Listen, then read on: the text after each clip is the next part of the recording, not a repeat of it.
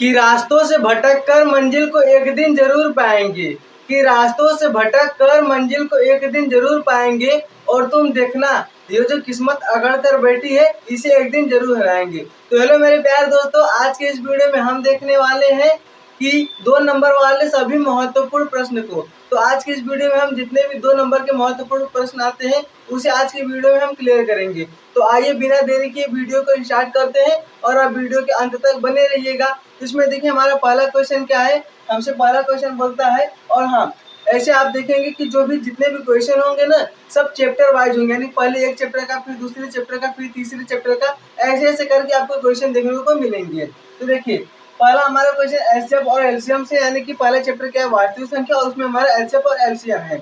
इसमें हमारा पहला क्वेश्चन है कि दिया है कि एचसीएफ 255 और 867 का एलसीएम कितना है। यहाँ पर एलसीएम 255 और 867 का 51 है, तो एलसीएम 255 और 867 का एलसीएम ज्ञात कीजिए।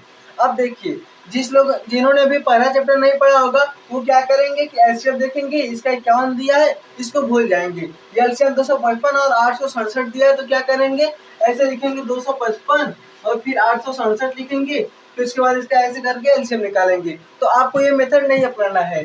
आपको क्या करना है, इसके लिए आपने पहले चैप्टर में एक फॉर्मूला देखा था, एक सूत्र देखा था। सूत्र क्या होता है, हम इसे हल लिखते हैं। आपको एक फॉर्मूला पता होगा क्या होता है, एचसीएफ गुणे एलसीएम। एचसीएफ गुणे एलसीएम बराबर क्या होता है, फर्स्ट नंबर इंटू क्या होता है, सेकेंड नंबर।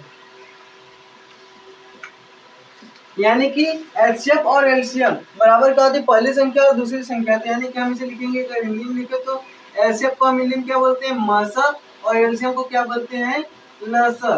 तो मसा गुणे लसा बराबर क्या होता है, पहली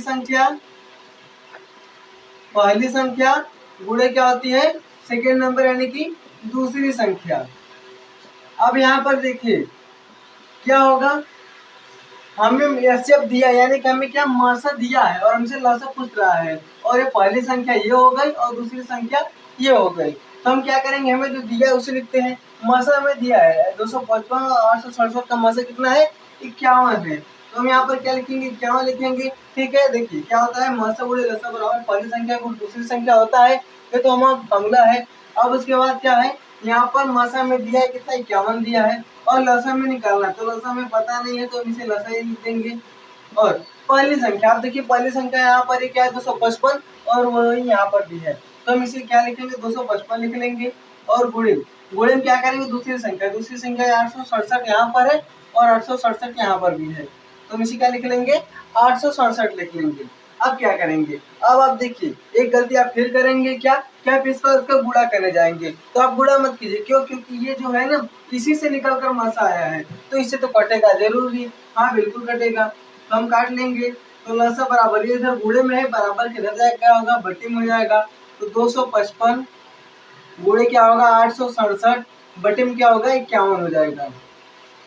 अब अगर हम इसको काटे, अब अगर हम इसको काटे तो कितनी बार में कटेगा, देखिए 17 तिया क्या होता है 51, और 17 से इसे काटे क्या होगा, यहाँ पर भी कितना आएगा।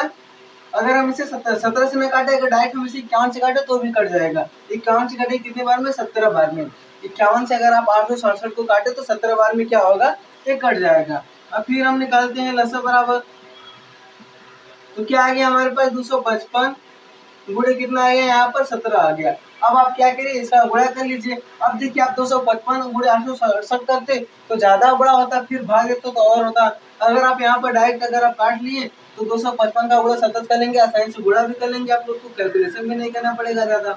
तो इसका गुणा अगर हम करें तो 17 25 कितना होता है 85, 85 को हम क्या लिखेंगे 5 लिखेंगे, और हाथ से कितना लग गया हमारा 8। अब उसके बाद देखिए 17 25 85, और 85 8 कितना होता है, तो 85 5 90, 3 93, यहाँ से लगा कितना 9। अब 17 9 34, 9 कितना हो गया 43, यानी कि हमारा लसा क्या आ गया 4335। ये हमारा क्या हो गया, आंसर हो गया। अब देखिए 2 नंबर की क्वेश्चन सिर्फ इतना बढ़ाएंगे और आपको कितने 2 नंबर दिला करके जाएंगे। कितना नंबर आपको मिलेगा, 2 नंबर मिल जाएगा। फिर से एक बार क्वेश्चन को समझ लीजिए। क्वेश्चन क्या था हमारे पास कि हमें एलसीएम 255 और 867 का एलसीएम कितना 51 दिया था। हमसे एलसीएम पूछ रहा था कि लसा पूछ रहा था, लसा किसका 255 और 867 का है। तो इसमें आप क्या करेंगे, फॉर्मूला लगाएंगे कि एचसीएफ गुणे एलसीएम बराबर पहली संख्या गुणे दूसरी संख्या, जहाँ पर हमें एचसीएफ दी गया था और हमें एलसीएम निकालना था और संख्या हमारे पास जो दी गई तो संख्या है। अब ये इधर गुणे में इधर लाएंगे तो बटे में हो जाएगा और ये इससे कट जाएगा तो हमारा लक्ष्य कितना आ गया 4335। और हाँ, ऐसा क्वेश्चन आपको बोर्ड एग्जाम में हाफ ईयरली में और त्रैमासिक में देखने को जरूर मिलेंगे। तो आप लोग इसका स्क्रीनशॉट ले लीजिए। तो अब देखिए अपना अगला क्वेश्चन क्या है, पहले खंड का है, क्वेश्चन नंबर ख है। जैसे आपको जब पेपर मिलेगा तो उसमें कितना रहेगा, 25 नंबर का तो आपको एमसीक्यू मिला रहेगा। फिर खंड ब, ये खंड अ में रहेगा, एक इसमें रहेगा खंड अ में रहेगा, फिर खंड ख मिलेगा, खंड ख या फिर खंड ब, क्या रहेगा खंड ब। इसमें कितने क्वेश्चन मिलेंगे आपको, तो इसमें इसके बाद एक नंबर का एक क्वेश्चन रहता है, उसके बाद सेकेंड में आपको मिलता है एक क्वेश्चन जो कि 6 क्वेश्चन रहते हैं और आपको सभी खंड करना होता है। इसमें क रहेगा, ख और ऐसे करके रहेंगे। ये कितने नंबर का होता है, 2 नंबर का होता है। इसमें हम क वाला कर लिए, अपना हम ख वाला करते हैं। तो ऐसे आपको जितने भी इसमें क्वेश्चन आएंगे सारे क्वेश्चन करवाए जाएंगे आज। तो देखिए क्या है अगला क्वेश्चन हमारे पास, सिद्ध कीजिए कि √2 एक अपरिमेय संख्या है। और आप जो क्वेश्चन देख रहे हैं कि सिद्ध कीजिए कि √2 एक अपरिमेय संख्या है, ये बहुत ही इंपॉर्टेंट है और हर साल पूछा ही जाता है। और यहाँ पर अगर आपको √2 ना देखने को मिले तो क्या हो सकता है, √3 हो सकता है, √5 हो सकता है, √7 हो सकता है, √11 हो सकता है, इसमें से कुछ भी हो सकता है। तो ये क्वेश्चन आपके लिए बहुत ही इंपॉर्टेंट है, इसे आप स्टार बना लीजिए। अब हम इसे हल करते हैं। कितने लोग को तो क्वेश्चन हल भी करना होता है, क्योंकि बार बार करने से ना आपको याद भी हो गया होगा क्वेश्चन। तो देखिए क्या है कि सिद्ध कीजिए कि √2 एक अपरिमेय संख्या है। तो आप जानते हैं हमें इसे अपरिमेय सिद्ध करना है, तो हम क्या करेंगे ना, बार बार कोशिश करें कि नहीं ये अपरिमेय नहीं है, क्या है परिमेय, अपरिमेय नहीं है परिमेय है। लेकिन जब हमारी कोशिश नहीं हो पाएगी कि नहीं तो परिमेय नहीं, जो परिमेय का गुण दर्शा ही नहीं रहा है, तो हम कह नहीं सकते परिमेय है। इसका मतलब क्या होगा हमारा उसके बाद हम डायरेक्ट लिख देंगे कि अतः यहाँ विरोधाभास उत्पन्न हो रहा है और ये क्या है, अपरिमेय नहीं है परिमेय है। तो हम पहले इसके लिए मान लेंगे, क्या मानेंगे कि मानेंगे हमारा जो √2 है ना वो एक परिमेय संख्या है। तो लिखेंगे माना √2 एक परिमेय संख्या है। क्या है, √2 एक परिमेय संख्या है। और हम जानते हैं कि परिमेय संख्या क्या होता है, वह संख्या जिसे हम p/q के रूप में लिख सके और q का मान क्या हो, 0 ना हो, जिसे हम p/q के रूप में लिख सके और q यानी कि हर का मान क्या हो, हर का मान 0 न हो। इसे हम क्या बोलेंगे, परिमेय संख्या बोलेंगे, जहाँ पर हर का मान क्या हो, 0 न हो। क्योंकि अगर हर का मान 0 हो फिर इसका इनफाइनाइट माना जाएगा, तब तो परिमेय होगा ही नहीं। तो हम इसे क्या लिखेंगे, √2 ये एक परिमेय संख्या है, तो √2 को परिमेय p/q के बराबर लिख सकते हैं। तो लिखेंगे √2 बराबर p/q और एक कंडीशन देंगे, कंडीशन क्या देंगे, जहां p और q क्या हो, p और q सअभाज्य संख्या हो, क्या हो, सअभाज्य हो, तथा और क्या हो, q का मान क्या हो, 0 ना हो। तो हम जानते हैं कि परिमेय संख्या में q का मान क्या हो, 0 ना हो। अब उसके बाद हम क्या करेंगे, यहाँ पर √ है ना, तो हम इस करड़ी को हटाने के लिए क्या करेंगे, दोनों पक्षों में वर्ग करेंगे। तो लिखते हैं दोनों पक्षों में वर्ग करने पर, दोनों पक्षों में क्या, वर्ग करने पर। अब अगर हम इसमें वर्ग करेंगे तो इधर भी वर्ग करेंगे और इधर भी वर्ग करेंगे, तो क्या होगा, हमारे इधर से करड़ी हट जाएगा। तो देखिए √2 का वर्ग बराबर p/q का वर्ग कर दिए। अब यहाँ पर √2 इसका वर्ग करेंगे तो ये करड़ी क्या होगा, हट जाएगा। अगर आप जानना चाहते हैं करड़ी हटता कैसे, चलिए एक छोटा सा कॉन्सेप्ट देख लीजिए। क्या होता है, √2 बराबर √2 का अगर हम इसका वर्ग करें तो आप जानते हैं कि जो करड़ी होता है, करड़ी का मान क्या होता है, ये जो करड़ी होता है इस करड़ी का मान होता है 1/2 और एक कहाँ पर होता है, घाते में होता है। तो हम इसी कह सकते हैं 2 की पावर 1/2 और इस पूरे की पावर क्या है, हमारे 2 है। तो जब घात की घात ऐसे p की पावर m की पावर n है, p की पावर m और पूरे की पावर n है, तो हम कह सकते हैं कि p की पावर m × n, ये तो लिख सकते हैं, आपको तो पता ही है। तो क्या होगा, 2 की घात 1/2 और क्या होगा फिर 2 हो जाएगा और ये 2 से 2 कट जाएगा, इसलिए यहाँ पर क्या आ जाएगा, 2 आ जाएगा। तो ये एक छोटा सा कॉन्सेप्ट है जो आपको पता होना चाहिए। तो अगर हम √2 का स्क्वायर करेंगे क्या आएगा, यहाँ पर 2 आ जाएगा। और पी बाई क्यू का स्क्वायर करेंगे तो पी स्क्वायर अपन क्या आएगा, क्यू स्क्वायर आ जाएगा। ठीक है, क्लियर है। अब क्या करेंगे, ये इधर बटे में है, इधर आए क्या होगा, गुणे में हो जाएगा। तो 2 और क्यू स्क्वायर बराबर क्या होगा, पी स्क्वायर हो जाएगा। अब 2 इधर गुणे में, इधर इसको बटे में कर देंगे तो 2 क्यू स्क्वायर बराबर क्या आएगा, पी स्क्वायर बटे क्यू स्क्वायर। पी स्क्वायर बटे यहाँ पर 2 आ जाएगा। देखिए आपको बता दें कि हम जो ये करना चाहते हैं बस इसलिए करना चाहते हैं क्योंकि हमने यहाँ पर कंडीशन माना 100 अभाज्य संख्या होती है, और अगर हम इसको ये दिखाते कि 100 अभाज्य संख्या नहीं है तो हमारा क्या होगा, विरोधाभास उत्पन्न हो जाएगा, तो जो हमने माना वो गलत जाएगा। हम बस ये दिखाना चाहते हैं, इसलिए हम क्या करेंगे, इस पी को भी एक बार 2 से भाग करवाएंगे और क्यू को भी 2 से भाग करवाएंगे। तो इसका मतलब कि 2 से पी और क्यू दोनों भाग दोनों क्या हो रहा है, विभाजित हो जा रहा है। यहाँ पर देखिए पी स्क्वायर 2 से विभाजित है, ये जो लिखा है क्यू स्क्वायर बराबर पी स्क्वायर बटे 2, क्या है, क्यू स्क्वायर बराबर पी स्क्वायर बटे 2। अब देखिए क्यू स्क्वायर बराबर क्या है, पी स्क्वायर बटे 2। इसका मतलब क्या है, तो जो पी स्क्वायर है ये किससे, 2 से विभाजित है। ये जो पी स्क्वायर है वो 2 से विभाजित है। अब जैसे मैं आपको बोलूं कि 4 क्या है, 2 से विभाजित है, ये 4 क्या है, 2 से विभाजित है, कितना आएगा, 2 आएगा। अब ये 4 किसका वर्ग है, तो 4 देखिए 2 का वर्ग है, 2 का वर्ग करें, अगर हम 2 का वर्ग करें बटे 2 करें तो क्या होगा, विभाजित नहीं होगा, हो जाएगा। अगला स्टेप इसका यही रहेगा। तो इसी प्रकार अगर पी स्क्वायर 2 से विभाजित है तो पी भी क्या होगा, 2 से विभाजित होगा। तो हम यहाँ पर लिखेंगे चूंकि पी स्क्वायर 2 से विभाजित है, पी स्क्वायर क्या है, 2 से विभाजित है, इसलिए क्या होगा हमारा, पी भी 2 से विभाज्य होगा। पी भी क्या होगा, 2 से विभाज्य होगा। अब हमने ये तो कर दिया कि पी स्क्वायर 2 से विभाजित है, अब कुछ ऐसा करें कि जो क्यू है वो भी 2 से विभाजित हो जाए। तो इसके लिए हम देखिए क्या करते हैं, इसको हम हटा देते हैं। क्या करेंगे हम लोग, देखिए अब उसके आगे क्या करेंगे, यहाँ पर पी स्क्वायर बटे 2 है, हम क्या करेंगे, पी का मान कुछ मान लेंगे। पी का मान जैसे हम क्या मानते हैं, 2c, तो लिखेंगे माना, क्या माना, पी बराबर 2c, यहाँ पर आप सी के स्थान पर कुछ भी मान सकते हैं, तो हमें क्या माना, पी बराबर 2c। अब इसी में हम पी का मान रख देंगे, इस समीकरण 1 में पी का मान रखेंगे, तो लिखेंगे समीकरण 1 में पी का मान रखने पर, पी का मान रखने पर, अब इस समीकरण 1 में हम क्या करेंगे, इस पी का मान रखेंगे तो क्या होगा, यहाँ पर क्यू स्क्वायर है, क्यू स्क्वायर हो गया, पी का मान क्या है, 2c, तो 2c और क्यू स्क्वायर स्क्वायर कर देंगे, यहाँ पर पी स्क्वायर था तो 2 स्क्वायर हो गया, बटे में क्या आ गया, 2 आ गया।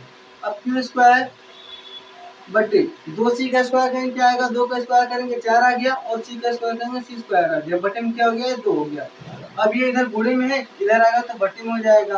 तो यहाँ पर देखिए पहले कट रहा है, क्या कट रहा है, 2 से 4 तो कट रहा है, कितनी बार में कट रहा है, 2 बार में कट रहा है, तो लिखेंगे क्यू स्क्वायर बराबर क्या हो गया, क्यू स्क्वायर बराबर 2c स्क्वायर हो गया, ये इतना आ गया। अब ये इधर 2 क्या था, इधर गुणे में था, बराबर की साइड है क्या होगा, बटे में हो जाएगा, तो लिखेंगे क्यू स्क्वायर बटे 2 बराबर क्या होगा, सी स्क्वायर हो गया।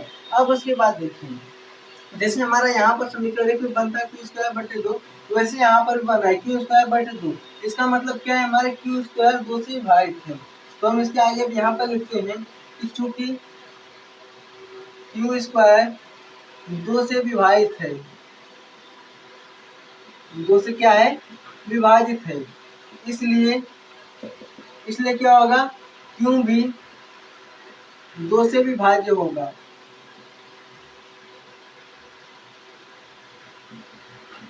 क्यू भी क्या होगा, 2 से विभाज्य होगा। अब देखिए क्यू स्क्वायर 2 से विभाजित है और क्या होगा, क्यू भी 2 से विभाज्य होगा।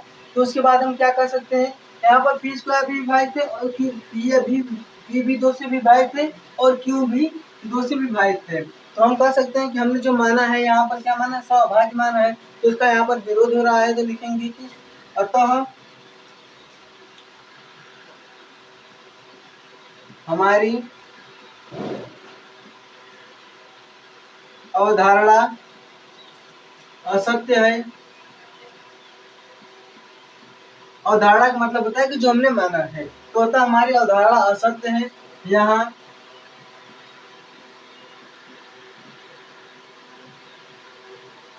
यहाँ विरोधाभास उत्पन्न हो रहा है। विरोधाभास का मतलब क्या होता है कि जो हमने माना है ठीक उसका उल्टा यहाँ पर आ रहा है, तो होता हमारी अवधारणा असत्य है, यहाँ विरोधाभास उत्पन्न हो रहा है, इसलिए हम कहेंगे कि ये परिमेय संख्या नहीं, क्या है, ये अपरिमेय संख्या है। तो ले देंगे कि अतः इसलिए √2 एक अपरिमेय संख्या है, अपरिमेय संख्या है। ठीक है, देखिए हमने क्या किया, हमने जो जो हमें सिद्ध करना था वो हमारा सिद्ध हो गया। अब एक बार फिर से समझ लीजिए क्या था कि हमें √2 को एक अपरिमेय संख्या सिद्ध करना था। तो हमने क्या माना कि √2 को एक परिमेय संख्या मान लिया, और हम जानते हैं कि परिमेय संख्या को हम p/q के रूप में लिख सकते हैं। तो हमने यहाँ पर एक कंडीशन दी कि √2 p/q, और क्या बोला हमने कि जहाँ p और q क्या हो, सहभाज्य हो, और q का मान क्या हो, 0 न हो। उसके बाद हमने क्या किया, दोनों पक्षों का वर्ग कर दिया। वर्ग करने पर हमारे यहाँ पर √2 का स्क्वायर था तो 2 हट जाएगा, p² आएगा। फिर ये इधर गुणे में था, इसको हमने इधर बटे में कर दिया, और फिर गुणे में इधर था तो इसको भी बटे में कर दिया। तो हम देख रहे हैं कि क्या है, p² 2 से विभाजित है तो p भी 2 से विभाज्य होगा। ये क्यों होगा, हमने आपको अभी बताया था। फिर उसके बाद क्या होगा, हमने यहाँ पर p की जगह पर कुछ मान लिया। p की जगह हमने क्या माना, 2c माना है, और ये क्यों माना है, क्योंकि हमें ये सिद्ध करना था कि जो q² है वो भी 2 से विभाजित है, इसलिए हमने ये मान लिया। अब अगर आप सोच रहे होंगे कि यहाँ पर √2 की जगह पर अगर 3 हो तो आप 3 से मानेंगे, 5 हो तो 5 मानेंगे, 7 हो 7, और 11 तो 11, कुछ भी लेकर यहाँ पर आप मान लेंगे। फिर उसके बाद जब इसको हल कर जाएंगे तो आपके पास ऐसा आएगा, q² बराबर q² बराबर c²। तो जैसे यहाँ पर मिला था ठीक वैसे यहाँ पर भी मिल गया। तो हमारी धारणा क्या है, असत्य है, यहाँ विरोधाभास उत्पन्न हो रहा है, इसलिए हम कह देंगे √2 क्या है, अपरिमेय संख्या है। तो आप लोग इसका स्क्रीनशॉट ले लीजिए एक बार।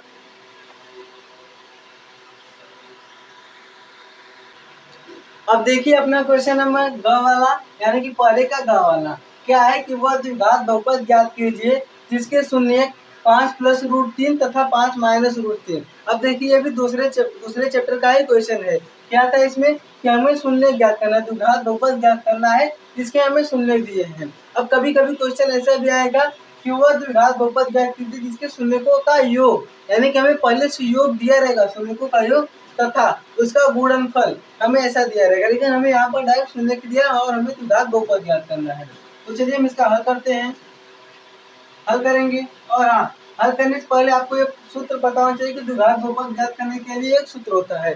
सूत्र क्या होता है उसे मैं लिख देता हूँ। सूत्र होता है कि द्विघात बहुपद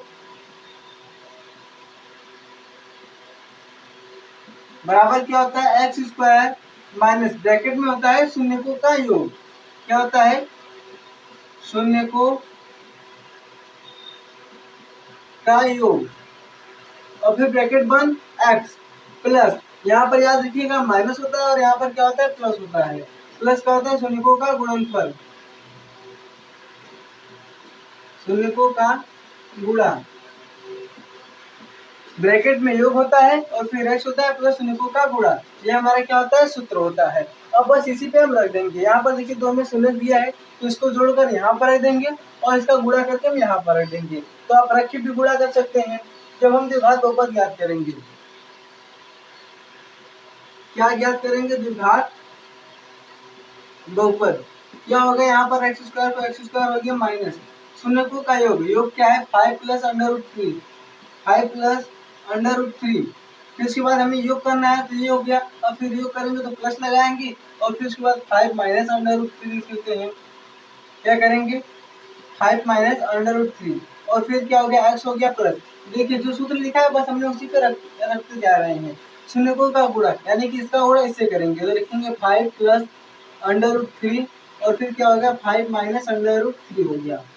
अब इसको जोड़ लेते हैं तो क्या आएगा, हमारे यहाँ पर x² आ गया माइनस, यहाँ पर देखिए √3 प्लस में है और यहाँ पर √3 माइनस में, तो क्या होगा, दोनों कट जाएगा। अब उसके बाद क्या करेंगे, यहाँ पर 5 ये है और 5 ये है, तो 5 5 क्या होगा, 10 होगा, तो 10x प्लस। अब उसके बाद क्या आएगा, आप इसका चाहे तो गुणा करें, 5 का गुणा 5 से करें या फिर 5 का इससे करें, इस 5 का गुणा इस ब्रैकेट से करें, फिर √3 का गुणा इससे करें, या फिर आप चाहते हैं कि यहाँ पर भी फॉर्मूला लगा सकते हैं। कौन सा आपको पता होगा कि a² - b² बराबर क्या होता है, एक कोष्ठक में a + b और एक कोष्ठक में a - बी। ये क्या होता है, हमारा फॉर्मूला होता है। देखिए अगर हम इसे ए और इसे बी मान लें तो ए प्लस बी और ए माइनस बी, तो यहाँ पर ए स्क्वायर माइनस बी स्क्वायर लिख सकते हैं। ठीक है, तो हम यहाँ पर क्या करेंगे, 5 का स्क्वायर माइनस अंडर रूट 3 का स्क्वायर कर देंगे।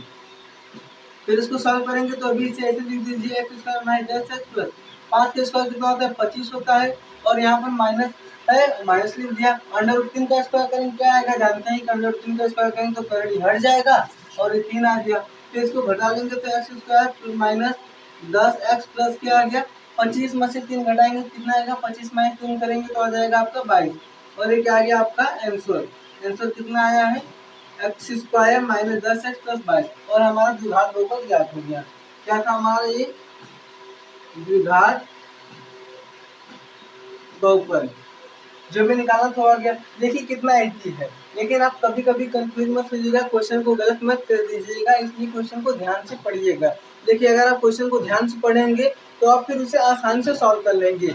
साइंटिस्ट के मुताबिक भी अगर आप क्वेश्चन को 50%, अगर आप क्वेश्चन को अच्छे से पढ़ेंगे तो उसको बस पढ़ के आप उसका 50% हल निकाल लेंगे। तो क्वेश्चन था कि वह द्विघात बहुपद ज्ञात कीजिए जिसके शून्य हमें दिए हैं, उसके शून्य दिए हैं। और कभी कभी क्या होता है कि यहाँ पर शून्यकों का योग दिया रहता है और शून्यकों का गुणा दिया रहता है। अगर शून्यकों का योग दिया है तो बस जो दिया रहेगा उसे लिख देंगे, और उसका गुणा दिया रहेगा तो उसे लिख देंगे, फिर आपका आंसर आ जाएगा। लेकिन हमें यहाँ पर योग करके निकालना था, तो हमने क्या किया, इसको लिखा, बीच में क्या किया, योग किया है।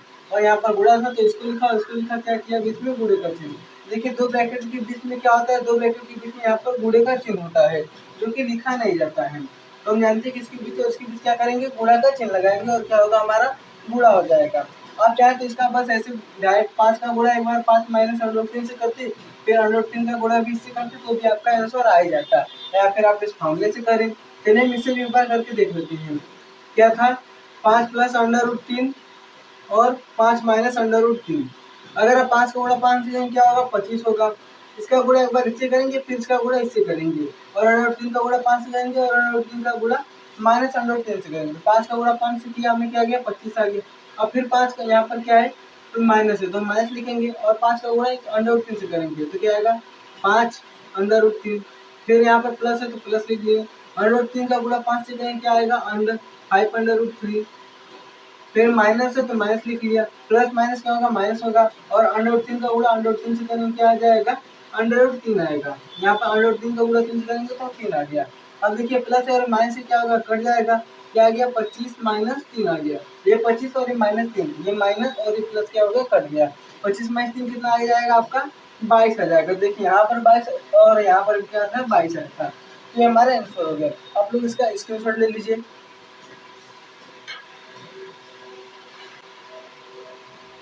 तो चलिए अब हम लोग देखते हैं अपना अगला क्वेश्चन, जो कि एकदम अलग सा है। क्या है कि आपने ऐसा क्वेश्चन देखा भी नहीं होगा अभी तक कि ऐसा भी क्वेश्चन आ सकता है।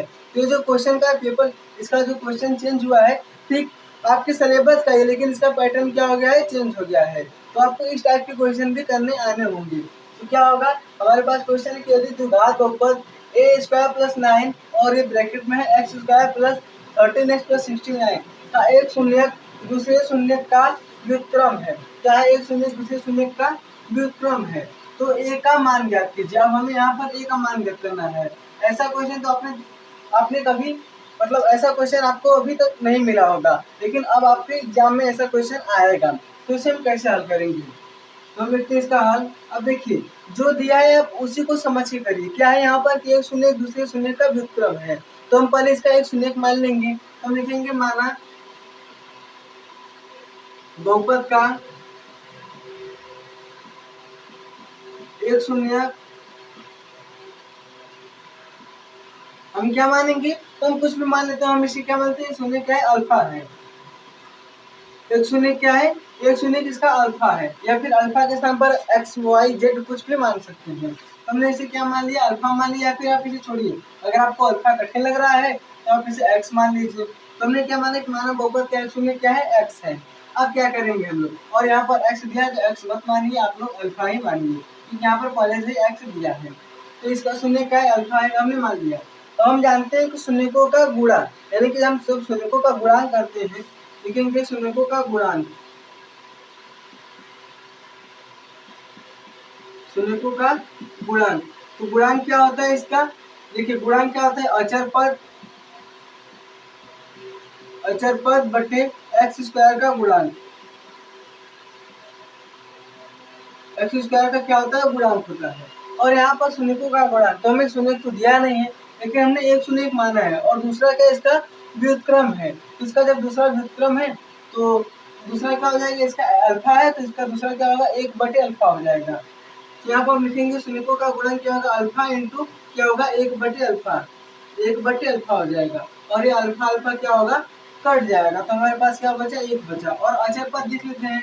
तो इसमें देखिए अचर पद क्या होता है, जैसे हमारा होता है मानक रूप ax² plus bx plus c, ये होता है द्विघात बहुपद का मानक रूप। इसमें जो c होता है, c को क्या बोलते हैं, अचर पद कहते हैं। c को क्या कहते हैं, अचर पद कहते हैं। तो यहाँ पर हम अचर पद देखें क्या है, 69 है, और बटे एक्स स्क्वायर का गुणांक देखिए तो हमारा देखिए ये है, एक्स स्क्वायर का पूरा पूरा गुणांक यही है, ए स्क्वायर प्लस 9, तो ए स्क्वायर प्लस 9 हो गया। अब हम इसका गुणा इधर करें तो इधर क्या आ गया, एक आ गया, और एक का गुणा करेंगे ए स्क्वायर प्लस 9 से, ए स्क्वायर प्लस 9 से बराबर क्या आ गया, 69। अब इसका गुणा हम इसमें करेंगे तो क्या आएगा, हमारा वही आएगा। अब ये इधर प्लस में इसको इधर करें तो माइनस में हो जाएगा, ए स्क्वायर बराबर 69 माइनस 9 हो गया। ये कट गया कितनी बार में, अगर 69 से 9 घटाएंगे तो क्या आएगा, हमारे पास 60 आ जाएगा। अब ये इधर स्क्वायर में इधर जाए क्या होगा, ब्रैकेट लग जाएगा, इधर जाए क्या होगा, करड़ी लग जाएगा, यानी कि ये बराबर क्या होगा, √60। अगर हम 60 का खंड करें तो देखिए 60 का खंड में क्या आएगा, 2 गुणे 2, 2 दूनी 4, 4 तिया 12, और 12 पच्चीस कितना होता है, 60 होता है। तो 2 इंटू 2 इंटू 3 इंटू 5 आ गया। अब ये इधर देखिए कॉमन है, तो हम इसको बाहर निकालेंगे, तो प्लस माइनस 7 बाहर निकालेंगे, और 2 करड़ी में 5 तिया 15 आ गया। आप ऐसे ही बस इसका आंसर छोड़ लीजिए, हमें ए का मान निकालना था, तो ए का मान हमारा आ गया, क्या आया है, प्लस माइनस 2 करड़ी में 15, 3 5 क्या होता है 15, और ये हमारा क्या हो गया, आंसर हो गया। फिर से एक बार क्वेश्चन को देख लीजिए। क्वेश्चन हमारे पास क्या था, कहते द्विघात बहुपद A square plus 9 X square plus 13 X plus 59 का एक शून्य दूसरे शून्य का क्या है, व्युत्क्रम है। तो हमसे ए का मान पूछ रहा था, हमने क्या किया कि एक शून्य हमने क्या माना है, अल्फा मान लिया है। एक शून्य का हमने अल्फा मान लिया है, और इसका हम गुणांक करें। गुणांक में देखिए एक आता है, जब एक आ गया तो हम इसको इसके बराबर लिख सकते हैं, तो हमने इसलिए गुणांक किया है। तो गुणांक क्या, अचर पद बटे एक्स स्क्वायर का गुणांक। और फिर उसको करने के बाद हमने क्या किया, इधर एक कट गया, अल्फा से अल्फा क्या हो गया, कट गया, तो इधर एक बच गया। अब इधर बटे में, इधर करेंगे गुणे में होगा, और गुणे में होगा तो एक से गुणा किसी भी संख्या में अगर हम एक से गुणा करेंगे तो हमें वही संख्या प्राप्त होगा। फिर उसके बाद क्या है 69, और इधर प्लस 9 है, इधर क्या होगा माइनस 9 हो जाएगा, तो ए स्क्वायर बराबर 69 माइनस 9, ए स्क्वायर बराबर क्या आएगा 60 आएगा। अब उसके बाद हमने क्या किया कि ये बराबर √60, ये इधर स्क्वायर में था, इधर क्या होगा प्लस में हो जाएगा, इधर क्या करड़ी में हो जाएगा। तो हमने क्या किया कि कड़ी में जब इसको किया है तो फिर आया 2 गुणे 2 गुणे 2 गुणे 3 गुणे 5, तो यहाँ पर कॉमन निकला तो इसे हमने बाहर ले लिया, और क्या हो गया √15। तो ये बराबर क्या है, प्लस माइनस 2 करड़ी में 15, ये हमारा क्या हो गया आंसर आ गया। तो आप लोग इसका स्क्रीनशॉट ले लीजिए। तो देखिए अब अपना अगला क्वेश्चन, ये भी क्वेश्चन देखिए बहुत ही इंपॉर्टेंट है, और बोर्ड एग्जाम में भी ऐसे क्वेश्चन आते हैं। बस क्या होगा, ये जो आप देख रहे हैं बस ये चेंज रहेगा, और सेम ऐसा ही रहेगा कि के किस मान के लिए रैखिक समीकरण युग्म के एक्स प्लस वाई बराबर के स्क्वायर तथा एक्स प्लस के वाई बराबर 1 के अनंत या अनेक हल होंगे। देखिए इस टाइप के क्वेश्चन को देख के आपको डरना नहीं है, इसमें मैं आपको 3 कॉन्सेप्ट बताऊंगा, और अगर आपको तीनों कॉन्सेप्ट एकदम अच्छे से याद है तो फिर तो आप एकदम एग्जाम में फोड़ देंगे इस टाइप के किसी भी क्वेश्चन को देख कर। देखिए हम यहाँ पर आपको कुछ कॉन्सेप्ट बता देते हैं, और इसको आप लोग क्या कीजिए, एकदम याद कर लीजिए। क्या करेंगे आप लोग, इसको याद कर लेंगे और अपने दिमाग में रख लेंगे। पहला क्या होता है इसमें, पहला हमारा होता है a1/a2 बराबर नहीं है किसके, b1/b2 के। इसका मतलब क्या होता है, इसका मतलब होता है कि डज नॉट इक्वल, यानी कि बराबर नहीं है। समझ लीजिए क्या होता है, a1/a2 बराबर नहीं किसके, b1/b2 के। इसका जो ग्राफ होता है, इसका ग्राफ क्या होता है, ऐसे होता है। इसका ग्राफ क्या होता है, ऐसे होता है, यानी कि एक बिंदु पर काटते हैं। हम इसे क्या बोलते हैं, प्रतिच्छेदी रेखा बोलते हैं, प्रतिच्छेदी रेखा। और इसके हल कितने होंगे, एक हल, यानी कि अद्वितीय हल, केवल एक हल होता है। A1 बटी A2 बराबर नहीं है B1 बटी B2 की, तो प्रतिच्छेदी रेखा है और इसका ग्राफ ये बना और ये अद्वितीय बनेगा। अब इसके बाद हम दूसरा देखते हैं। दूसरा क्या होता है, A1 बटी A2 बराबर B1 बटी B2, B2 बराबर C1 बटे C2। क्या होता है, A1 बटी A2 बराबर B1 बटे B2 बराबर C1 बटे C2। और इसका क्या होता है, एक ही रेखा है, उसी पे एक और रेखा है, ऐसे एक ही रेखा होगी और उसी पे एक और रेखा ऐसे होगी, यानी कि इसे हम क्या बोलेंगे, संपाती। एक रेखा के ऊपर एक रेखा, जैसे ट्रेन की पटरी पर ट्रेन चलता है वैसे ठीक कैसे होता है, ये है। इसे हम क्या बोलेंगे, इसे हम बोलेंगे संपाती। क्या बोलेंगे, इसे संपाती। और इसके कितने हल होंगे, देखिए बस आप इस ग्राफ से याद कीजिए कि हल क्या होंगे। ये देखिए एक बिंदु पर काट रहा है तो इसका एक हल, ये अनेक बिंदु पर काट रहा है तो इसके कितने हल होंगे, अनेक हल होंगे। क्या होगा, इसके अनेक हल होंगे। और उसके बाद जो हमारा तीसरा है, तीसरा क्या कहता है कि A1 बटे A2 बराबर B1 बटे B2 बराबर नहीं है। क्या है, बराबर नहीं, किसके, C1 बटे C2 के। तब क्या होगा, हमारी समांतर रेखाएं होंगी। क्या होगी, समांतर रेखाएं होंगी, यानी कि एक रेखा हो गई और ये एक रेखा हो गई। दोनों क्या है, देखिए आपस में समांतर है और इसे हम क्या बोलेंगे, ये संपाती हो गई और ये क्या है, समांतर है। और इसके देखिए कितने हल होंगे, ये एक भी बिंदु पर काट रही है नहीं और ये कभी भी नहीं काटेंगे, इसलिए समांतर। और इसके कितने हल होंगे, कोई हल नहीं होगा, इसके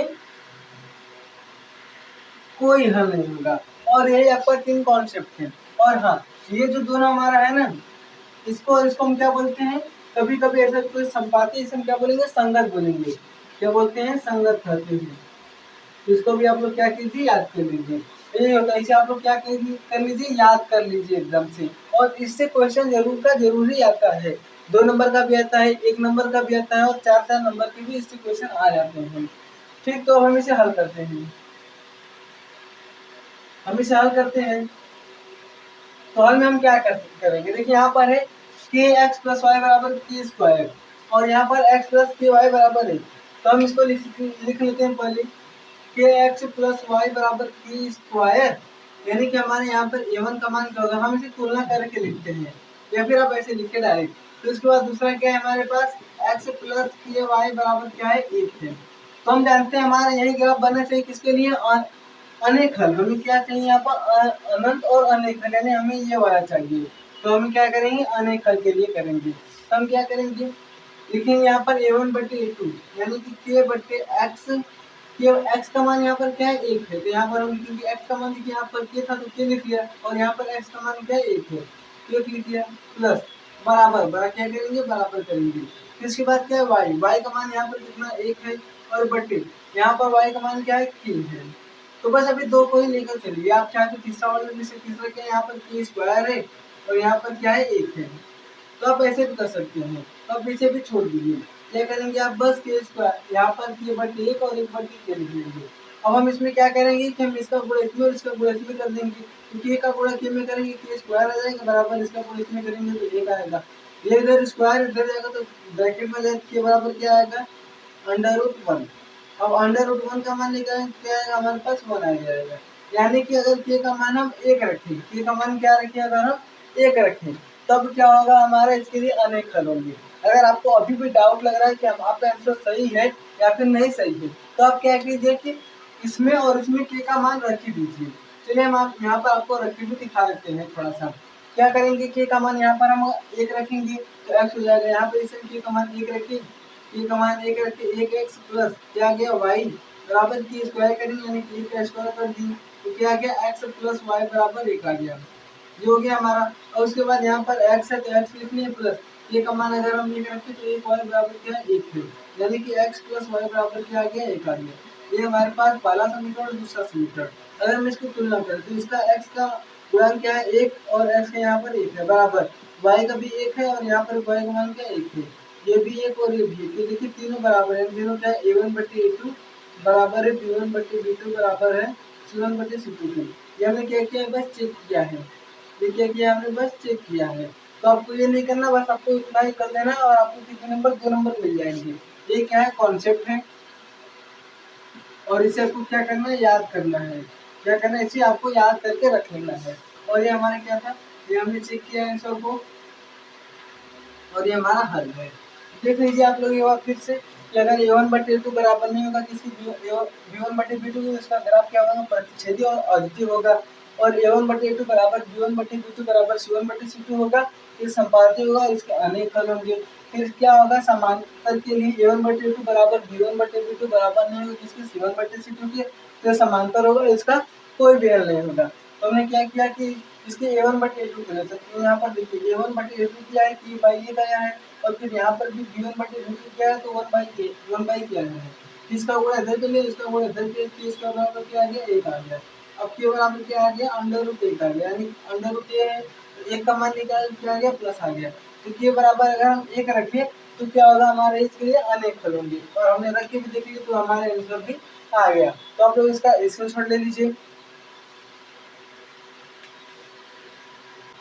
तो अब देखिए इसका लास्ट क्वेश्चन, पहले खंड का लास्ट क्वेश्चन है कि अनुपातों A1/A2, B1/B2 तथा C1/C2 की तुलना करके ज्ञात कीजिए कि निम्न रेखीय समीकरण का युग्म 3x + 2y = 5 और क्या है 2x - 2y = 7 संगत है असंगत। तो देखिए इसके पहले वाले वीडियो में बताया संगत क्या होता है, इससे जो संपाती और प्रतिच्छेदी होती है उसे क्या संगत होते हैं, और असंगत क्या होता है, जो समांतर होता है, तो क्या होता है, हमारा असंगत होता है।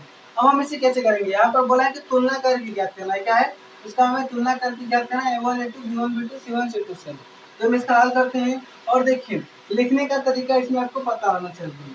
लिखने का तरीका हम पर क्या लिखेंगे, तो हमारे पास समीकरण जो उससे लिख सकते हैं। समीकरण क्या है, 3x + 2y = 5, 3x + 2y = 5। अब बराबर 5 लिखिए या फिर इसे -5 लिखिए, बराबर किधर था तो हम इसे इधर करते हैं, बराबर 0 लिखेंगे। की तुलना हम किससे करेंगे, A1x + B1y + C1 = 0 से करने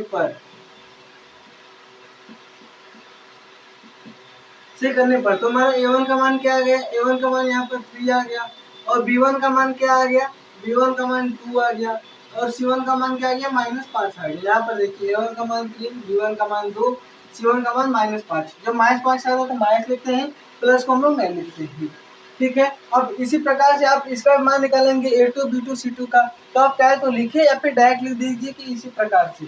हम क्या लिखेंगे, इसी प्रकार से, इसी प्रकार से क्या होगा, इसी प्रकार से A2 बराबर क्या होगा, इसी प्रकार से A2 बराबर यहाँ पर देखिए 2 हो गया। फिर B2 बराबर यहाँ पर देखिए -3 है तो -3 हो गया, और C2 बराबर क्या होगा, ये देखिए 7 है। आप कितने लोग गलती करेंगे, यहाँ पर 7 को डायरेक्ट 7 लिख देंगे, तो आप 7 को डायरेक्ट 7 मत लिखिए, क्या इसको अगर हम बराबर के लिए सेट करेंगे तो हमारा माइनस में आ जाएगा। तो यहाँ पर लिखते हैं C2 बराबर -7, ठीक है। तो हमें A1 B1 C1 और A2 B2 C2 का मान हमें पता चल गया। अब उसके बाद हम क्या करेंगे, तुलना करेंगे। तो हम देखिए यहाँ पर 3 है और यहाँ पर 2 है, हम क्या करते हैं 3/2 करेंगे। इधर देख लीजिए क्या करेंगे, 3/2 करेंगे, और फिर बराबर में हम इसको लेंगे 2/3, 2/-3, तो लिखेंगे 2/-3। अब देखिए यहाँ पर 3/2 और यहाँ पर -3/2, तो क्या दोनों बराबर है, नहीं, दोनों तो बराबर है नहीं, तो हम लिख देंगे ये बराबर नहीं है। अब उसके बाद जब बराबर नहीं तो लिखेंगे A1/A2 बराबर नहीं किसके, B1/B2 के। और हमने आपको बताया जब कभी आपको ऐसा मिले तो इसका मतलब क्या है, प्रतिच्छेदी है, और उसके साथ क्या है, इसके हल कितने होंगे, एक हल होंगे, और क्या होता है, ये संगत होता है। तो हम लिख सकते हैं, क्वेश्चन था कि तुलना करके ज्ञात कीजिए कि निम्नलिखित समीकरण का युग्म संगत है असंगत, तो लिख देंगे अतः क्या है हमारा, ये निम्नलिखित समीकरण का युग्म संगत है। अतः निम्न रेखीय समीकरण का युग्म क्या है, देखिए यहाँ पर ये है, और जब ऐसा होता है यानी कि इसका ग्राफ अगर हम देखें तो इसका ग्राफ ऐसे होता है, और जब एक बिंदु पर काट रहा है तो क्या होगा, यानी कि संगत होगा, इसके हल होंगे, जिसके हल होते हैं वो संगत होते, जिसके हल नहीं होते वो असंगत होता है। तो इसके हल तो एक हल होंगे, और एक हल हो गया तो हमारा क्या हो गया, संगत हो गया। तो यानी कि अतः निम्नलिखित समीकरण का युग्म क्या होगा, संगत होगा। क्या होगा, संगत होगा। तो आप लोग इसका एक बार से स्क्रीनशॉट ले लीजिए। क्या किया हमने कि इसके तुलना किया A1 B1 C1 से, और इसी प्रकार से A2 B2 C2 का मान निकाल के जब हमने तुलना किया देखा बराबर नहीं आ रहा है, और जब बराबर नहीं आ रहा तो ये प्रतिच्छेदी हो गया, और ये प्रतिच्छेदी क्या होता है, संगत होता है। तो लिख दिया कि अतः निम्नलिखित समीकरण युग्म क्या है, संगत है। तो आप लोग इसका स्क्रीनशॉट ले लीजिए।